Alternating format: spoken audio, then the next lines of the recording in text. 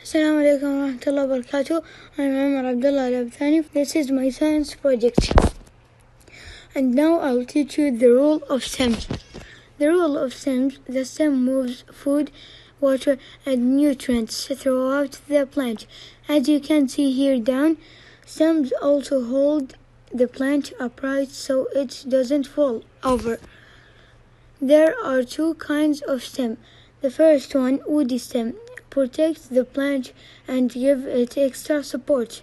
And the second one, non-woody stem, rely on the pressure of watery sap of support. Now we will compare between woody stem and non-woody stem. Woody stem is strong and non-woody stem is soft. And woody stem is cannot bend, and non-woody stem is bendable. Example of woody stem: most trees and shrubs. Example of non-woody stem: smaller plants. Thank you for listening.